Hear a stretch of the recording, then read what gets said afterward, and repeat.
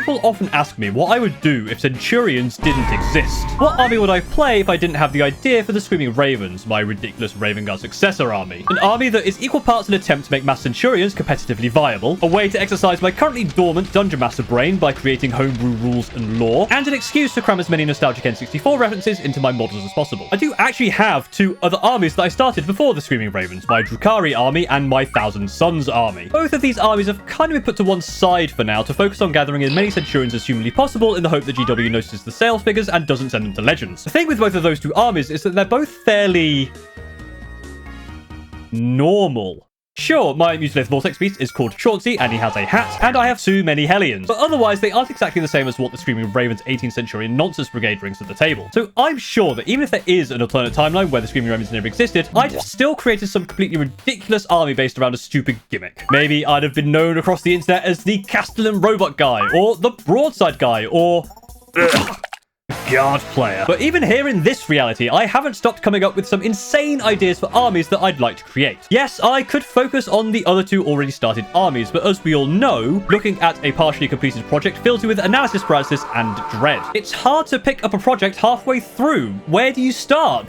What needs focus? I should probably focus towards a list, right? But what list should I play? Do I want to bring Magnus? Lots of Scarab Occult Terminators? Maybe try the new Sekitar robots. They'll need magnetizing, and that's a pain. What about my Drukhari? Well, there's these Cabalites that have been part painted for nearly 3 years. I realistically just need to put the base on, but my painting's better now, so I could actually improve them.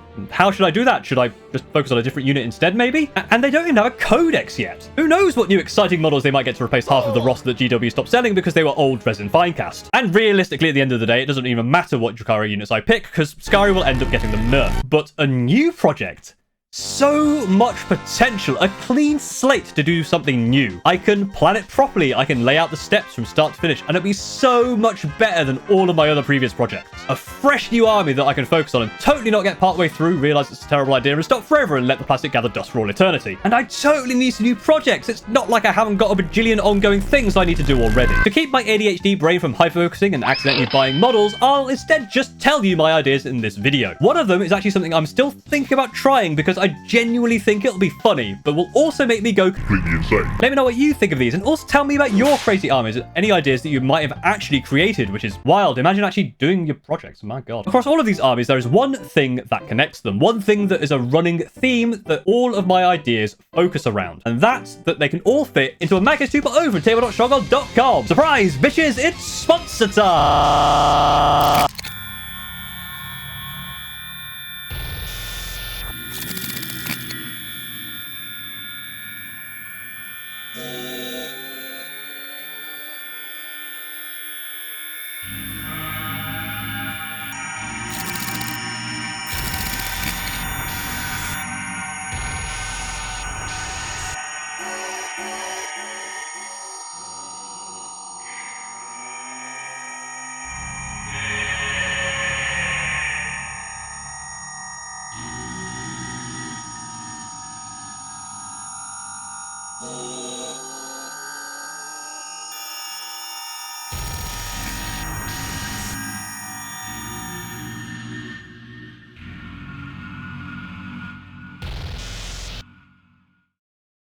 Okay, so let's get into the lists. All of these are kind of similar in nature to the Screaming Ravens, is that there is a central focus, let's say. Each are 2,000 points, but I've also created a 1,000 point version because whilst the Centurions are a heavy focus for my army, they are only half the army. The Screaming Ravens were born not just out of my love of the chunkiest of double armored lads, but also my idea for the F0X Vanguard veterans. So there are some other units in there. Mostly jump packs. If I were to create the Screaming Ravens now, I'm pretty sure the list would look something like this. So I wanted to make both a full send version and a smaller, more reasonable version that you could then expand into 2,000 points with stuff that might actually make the list functional. I've also calculated the cost for each of these lists based on the prices from Games Workshop in Great British Pounds. I'm not going to do the full research to take into account stuff like third-party discounts, combat patrols, other bundles, magazines, secondhand stuff I might already own, but I may bring them up sometimes if there are some really interesting things around those. But I want to keep things simple here, so these prices will be the theoretical maximum it would cost to acquire the monolithic amount of plastic required to fuel an obsession. My first list is an Aeldari army. Aeldari is a fun faction which is packed full of variety with all the different aspects and awesome characters. There's Harlequins and even some Drukhari if you want to follow the path of the Ynnari. which I thought about once back in 9th and bought the Triumvirate, but never got round to. I'm glad I bought it because now they're all sold separately and that's a pain in the ass. But what if we looked at all of that and instead just looked at my favorite group of units, the Wraiths? Who needs all those fancy Phoenix Lords when you could just have a set of nesting dolls with no faces and anxiety? The Wraith stack uses the Spirit Host attachment because otherwise most of the army wouldn't be able to use your army rule, and it kind of makes Wraiths viable. And it features all of the Wraiths from big to small. 3 emotional support Spirit Seers lead a Wraith Knight with a big glaive, 2 Wraith Lords, and 5 squads of Wraiths. With a couple of Wave Serpents because, I'll be honest, building this list is kind of horrendous because the points are so jank. Like 170 is not exactly a nice thing to fit into 2000. And also there is probably some need for some transport, and Wave Serpents are some of the best transports in the game. And they also look really cool, so I kind of want some. The game plan for this list would be to ensure that every unit in the army is always within 12 inches of a Spirit Seer, and to protect those Spirit Seers. They are load up whilst within 3 inches of a Wraith construct, so, I mean, anywhere, really. And that gives Wraiths +1 to hit, and also gives them leadership that's not actually complete shit. Spirit Seers could also keep the Wraiths healed up, which is really nice, and the big bad Wraith Knight can just go around and stab stuff to death, as it doesn't need to be close to a Seer. And again, they also just look cool as hell. I just really like the look of Wraiths. I think they're awesome, and out of all the lists I've made, this one is actually the cheapest. And by quite a way as well. The bulk of the cost is the 5 boxes of Wraiths at 40 quid each, for a total of £200. Then 3 Spirit Seers are another 20 quid each. Don't know why. And Wraith Lords are 40 quid each. Yeah, a Spirit Seer is half the cost of a Wraith Lord. I'd work that one out. Wave Serpents are just over 40 quid each because, I don't know, just to annoy me with the maths. And the Wraith Knight is £100, a nice round number. But because this list has so few models, you don't need to buy multiple boxes per unit. It comes out to a, I was going to say reasonable, but it's not reasonable, but a surprisingly decent cost of only £525. A Spirit Seer and 5 Wraiths costs 60 quid. So for an extra 40 quid, you can get 5 Warp Spiders, which cost 40 quid, and then 10 Dire Avengers, which would normally set you back 56. So if you wanted a ton of Warp Spiders and Dire Avengers, or potentially sell them, you could actually get quite the bulk of this army for a decent discount. But baseline, just with the boxes on their own, it's just over 500 quid. Using that Combat Patrol might actually be a good shout for the 1,000-point list, which keeps the 3 Spirit Seers and brings just 3 blocks of Wraiths and the 2 Wraith Lords. A very small army of just 20 models, but a fun little starting block to work more stuff around. Maybe all those extra Warp Spiders and Dire Avengers could come in handy here. Okay, while I was writing the script, I became curious, so I am curious about how many points that would be if you just added those Warp Spiders and Dire Avengers. Give me 1 sec. I don't know why I didn't add it to the script, the maths. I don't know why you're making me do it now, past Paul, but thank you.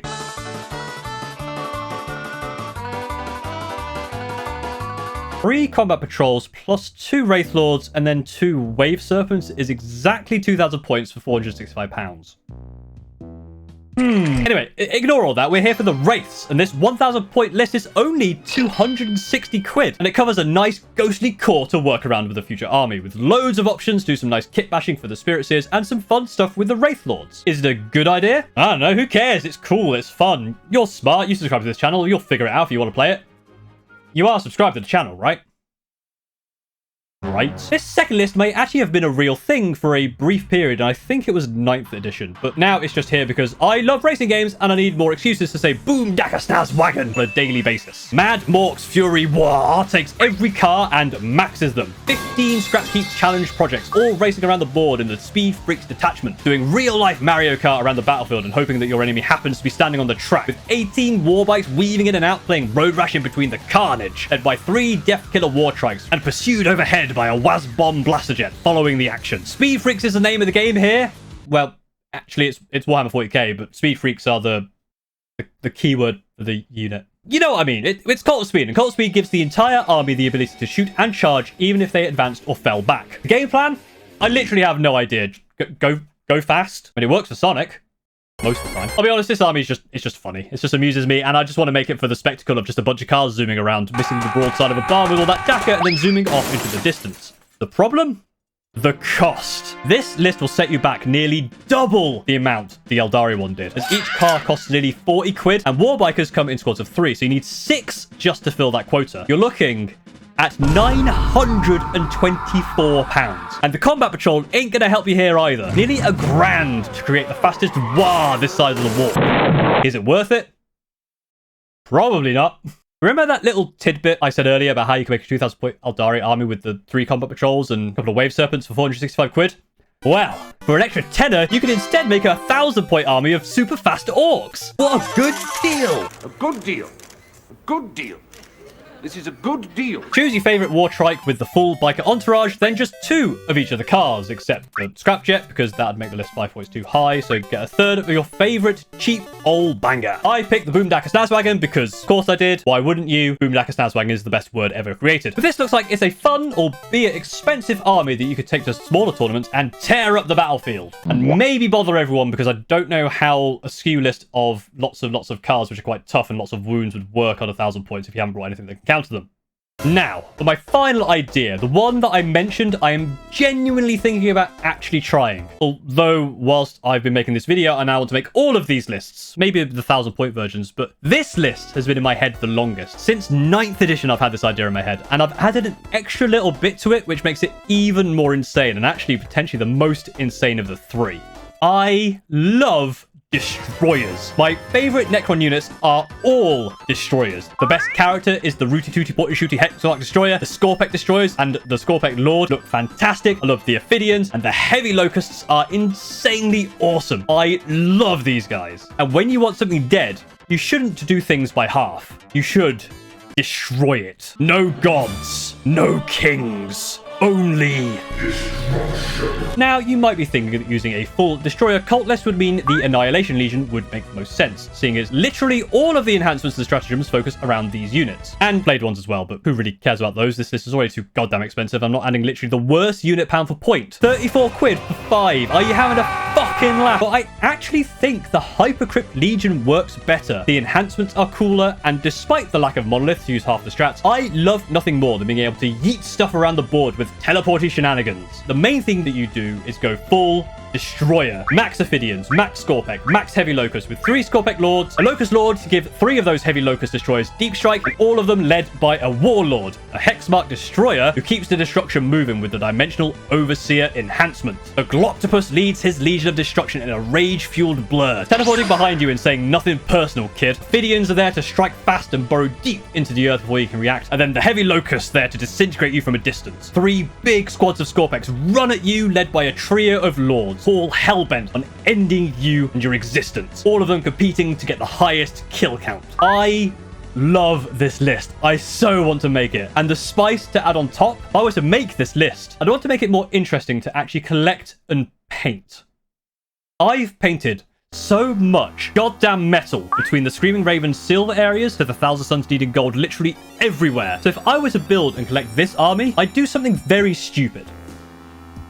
This would be a non-metallic metal army. It's only 50 models. How hard could it be? Non-metallic metal and RGB destroyers. Each squad would be a different color. Yes, this is becoming very Screaming Ravens, but I can't help myself. I love creating garish nightmares. Lots of options to do something different with the Scorpek Lords, and of course, make a tiny little cowboy hat for the Gloctopus. I want to try out non-metallic metal at some point, and for each of my armies, I want them to be not just an army I want to paint and play, but also something that helps you get better at those things. The Screaming Ravens allows me to use lots of different colors and try lots of different techniques and have a more varied experience because of their coherent incoherence. For my Thousand Suns, because I paint them so infrequently, I'm not going to go back and fix any past units, even after I've improved. By the time the army is finished, I'll have an army that shows my journey as a painter. 5 different squads of 5 Rubiks, let's say, will all be the same scheme, but hopefully there should be some seed improvement between them. And if not, it'll just be a showcase of my lack of skill and incompetence. And therefore, content.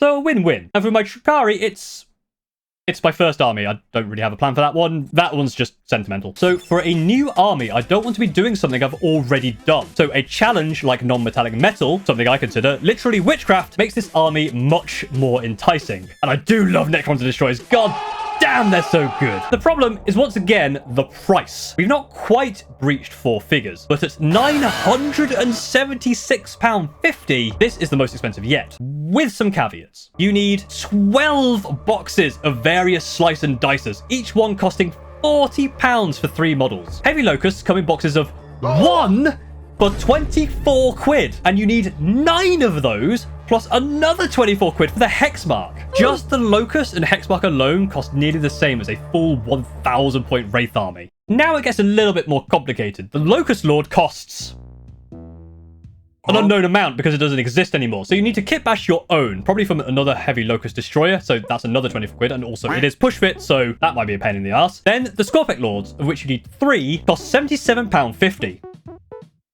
each. Yes, you do get a few of the models, but that being said, how annoying is it that the Scorpion Lord is only available in this Royal Court set? Why can't we have it on its own? Well, I actually know why. I'm going to tell you. I know I said I wouldn't dive too deep into the deals you can get, but the Scorpion Lord, there is an exception because there are some much cheaper ways to get them as they were made available in a multitude of places. And the reason they come as a bundle is because of the sprues that were made for the Indomitus box set for 9th edition. The same is true here for the Space Marine Judicia, which is an absolute pain in the ass. God damn, I just wanted a Judicia. I had to get a bunch of other shit. But that sprue was also available in the Imperium magazine, which if you can find it would make this way cheaper. It's actually how I got mine. Editor Paul speaking here. I need to interrupt myself because whilst I was looking at some stuff to get images and pricing information for this section, I saw that Wraith Lords are available in the newer Combat Patrol magazines. As I was writing a little text box to explain it, I then found that Wraithguard are also in the magazine, as well as Spirit Seers. I know I said I didn't want to do all the research and stuff to find discounts, but this was kind of accidental. These magazines are $9.99. So this 1,000 point army that I made, I could get it for 80 quid. 3 copies of issue 21, 2 copies of issue 26, and 3 copies of issue 39. 80 pounds. For 100 quid, you can get all but the Wave Summons to the Wraithite for the 2k point option. I mean, Jesus Christ, that's good. Unfortunately, I'm going to guess that all of these are going to have been snapped up already in the UK, but I believe the next issue in the US is issue 21, so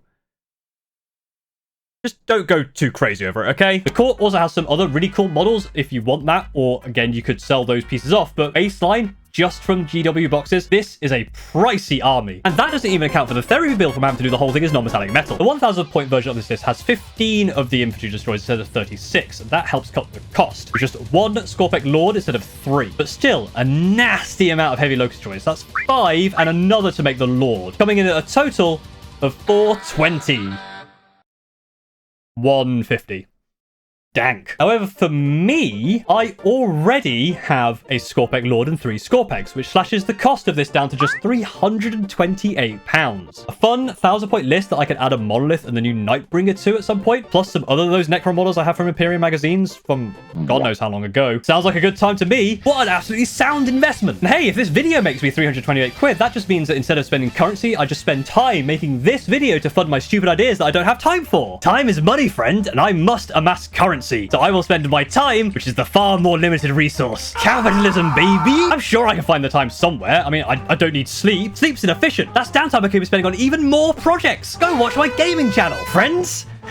Who needs friends? Friends are a distraction. They only provide spiritual and emotional fulfillment, which makes life have a purpose, but maintaining close relationships is inefficient. So much wasted time enjoying being in the company of people you like. If I just stop needing to be happy, I can have so many armies. And then I can make more videos. YouTube can give me even more money to make more armies. And soon I'll have everything I ever dreamed. A whole room of shelves filled wall to wall with half-finished projects. Oh, it'd be glorious. It'd be beautiful. Painted models displayed in front of a shadowy void of grey and black primed minis. A gallery of unrealized potential that I can gaze upon whilst I think of new ways to direct my finances to other projects. Perhaps I'll get another spearhead to give all the Age of Sigmar fans false hope of me making another AOS video. Or maybe I'll buy more Gunpla to not build because I want to do something interesting for a video with them and not just build them, even though building Gunpla is really fun and interesting on its own. Everything's got to have a gimmick. Otherwise, what's the point? I can start yet another channel. Diversify even further. Maybe a cooking channel. I can't even cook very well and cooking's fucking bullshit. What the fuck is half a cup? What do you mean seasoned taste?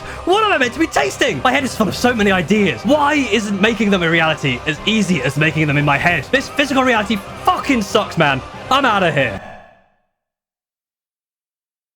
Let me know what ideas you'd like to make a reality, and as always, thank you very much for watching. If you enjoy this, go ahead and like, comment, subscribe, all that good YouTube stuff. If you want to support me further, you can do so by becoming a member or patron like all of these astrally ascended individuals, or buy my merch. I also have a gaming channel now where I try and learn games I've not played before through trial and error, and probably make a load of mistakes. Although, now that I'm a non-physical being in the astral sea, this all seems a little bit frivolous. It's lonely here.